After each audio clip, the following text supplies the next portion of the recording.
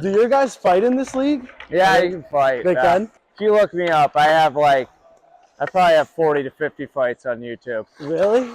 I got a baby crap. face, but I'll punch you in the face first.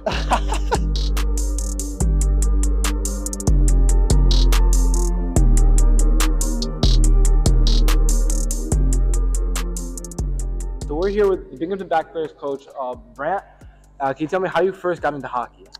Well, how I first got into hockey was my older sister. I watched her figure skating at our local rink up in Rochester.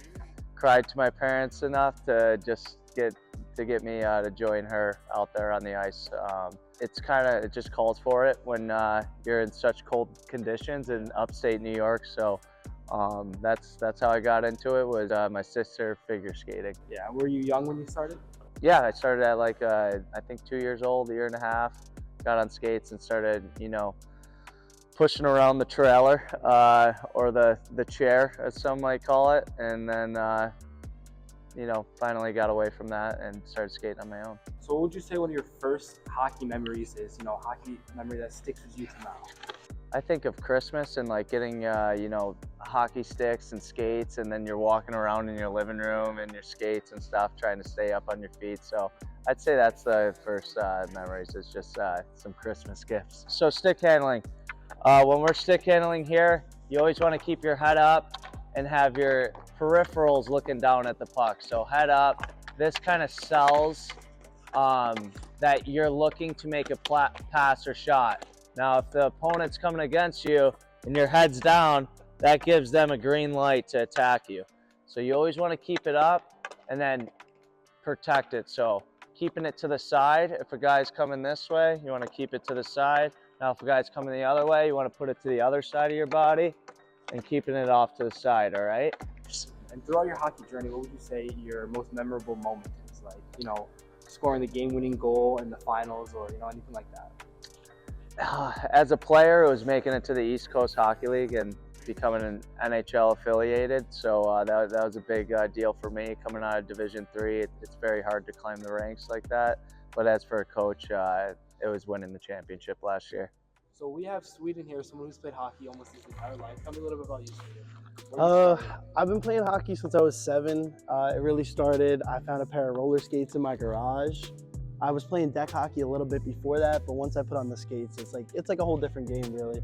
So I've played throughout deck, roller, and ice, and I haven't been playing as much recently being away at college, but I still love to come out all the time. We always go to the pond and stay in tune, and been playing for a while, so this is going to be a really fun experience. Awesome.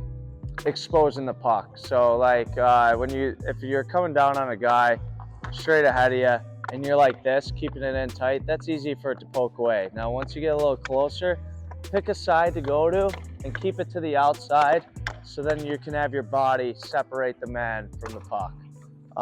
So another key with stick handling is that top hand is everything. So you're rolling your wrist. It's you really want a good heavy grip on the top of your stick, and then with the bottom of your hand, you want it loose. You want it to be able to slide up and down the stick shaft, all right? So coming in here, it shouldn't be glued to the stick like that. It should be a loose kind of play with grip on your bottom hand while keeping that head up at the same time. Also, another thing with it is when you're stick handling, you kind of want to keep it in the middle of the blade or at the heel. Like, there's fancy guys that toe drag, and it's awesome to have that in your toolkit, but it's easier to knock off the puck if it's at the toe. Now, if you keep it towards the bottom, that's a little bit more protection, all right? So just try and slap my stick here. Not bad, not bad. Now, if it's on the toe, then I can just poke it away. You poke it and get it separated. Now, so what would you say something hockey taught you about life? Going through your day-to-day life, what's something that hockey brings to you every day to keep you going? You never know when your opportunity or your reward's gonna come. You sometimes have to work 10 times as hard just to get a streak of goals. Sometimes it's lucky and you're just scoring at will, but then sometimes it's super difficult. So I'd say like adversity, like going through adversity is probably the best thing I've ever learned from hockey.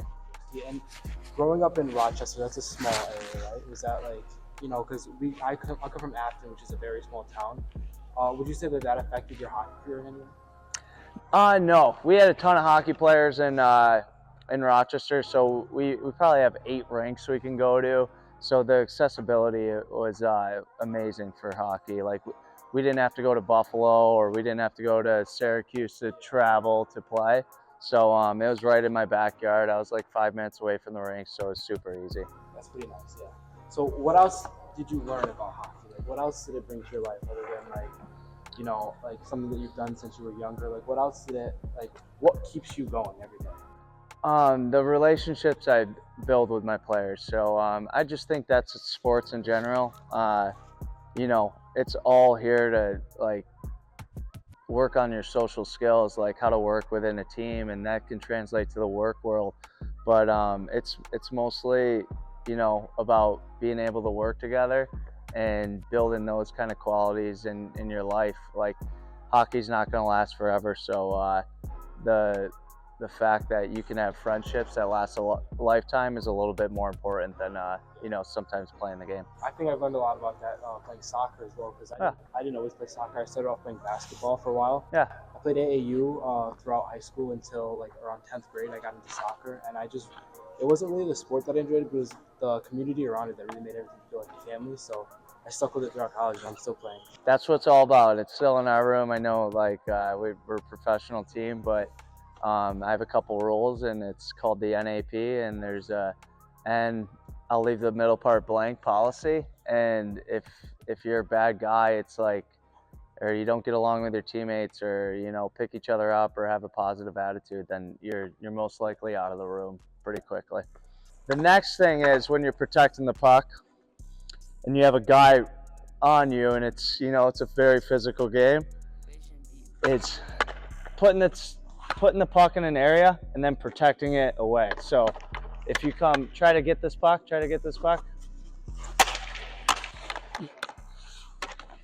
and then you box out, use your skates, and then when the puck gets in tight like that, that's when you hike up your elbow. So hike this up so then you can stick handle in close. That's when you use more of the toe.